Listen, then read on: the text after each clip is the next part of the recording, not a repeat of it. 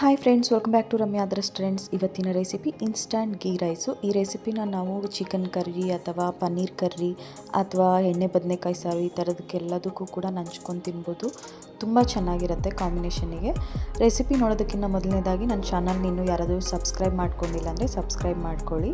ಈ ರೆಸಿಪಿಗೆ ರೈಸ್ನ ಮೊದಲೇ ರೆಡಿ ಮಾಡಿಟ್ಕೋಬೇಕು. ಸ್ವಲ್ಪ ಇರಬೇಕು, ಮೆತ್ತಗಿರಬಾರ್ದು. ಅದಾದ ನಂತರ ಹಸಿಮೆಣ್ಸಿನ್ಕಾಯಿ, ಈರುಳ್ಳಿ ಕಟ್ ಮಾಡಿಟ್ಕೋಬೇಕು. ಈಗ ಒಂದು ಕಡಾಯಿ ತೊಗೊಂಡ್ಬಿಟ್ಟು ಸಿಮ್ಮಲ್ಲಿ ಇಟ್ಕೊಂಡು ತುಪ್ಪ ಹಾಕ್ಕೋಬೇಕಾಗುತ್ತೆ. ಒಂದು 3-4 ಟೇಬಲ್ ಸ್ಪೂನಷ್ಟು ತುಪ್ಪ ಹೀಟ್ ಆದ ನಂತರ ನಾವು ಕಡಲೆಬೇಳೆ, ಸ್ವಲ್ಪ ಉದ್ದಿನ ಬೇಳೆ ಹಾಕ್ಕೊಂಡ್ಬಿಟ್ಟು ಅದಾದ ನಂತರ ನಾವು ಗೋಡಂಬಿನ ಹಾಕ್ಕೋಬೇಕಾಗುತ್ತೆ. ಇವು ಲೈಟಾಗಿ ಬ್ರೌನ್ ಕಲರ್ ಅಂದರೆ ರೆಡ್ಡಿಶ್ ಆಗಿ ಬರೋವರೆಗೂ ಕೂಡ ನಾವು ಫ್ರೈ ಮಾಡ್ಕೊಬೇಕು. ಇವು ಫ್ರೈ ಆದ ನಂತರ ಇದರಲ್ಲಿ 1 ಟೇಬಲ್ ಸ್ಪೂನಷ್ಟು ಜೀರಿಗೆ ಹಾಕ್ಕೋಬೇಕು.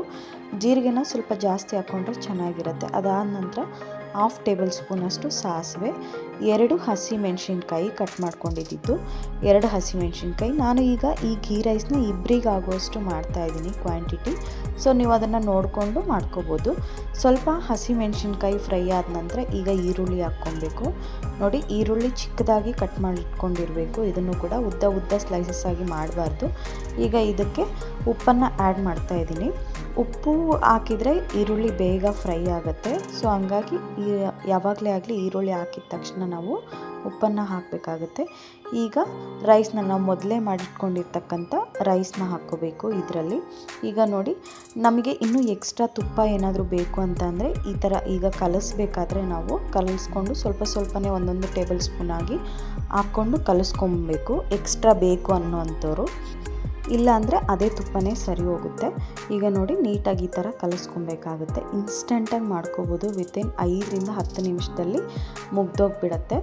ಈಗ ನೋಡಿ, ಇದರಲ್ಲಿ ಒಂದು ಅರ್ಧ ನಿಂಬೆಹಣ್ಣನ್ನು ಹಿಂಡ್ತಾ ಇದ್ದೀನಿ. ಅದಾದ ನಂತರ ಚಿಕ್ಕದಾಗಿ ಕಟ್ ಮಾಡಿಟ್ಕೊಂಡಿರೋ ಕೊತ್ತಂಬರಿ ಸೊಪ್ಪನ್ನು ಹಾಕ್ಕೊಂಡ್ರೆ ಮುಗೀತು.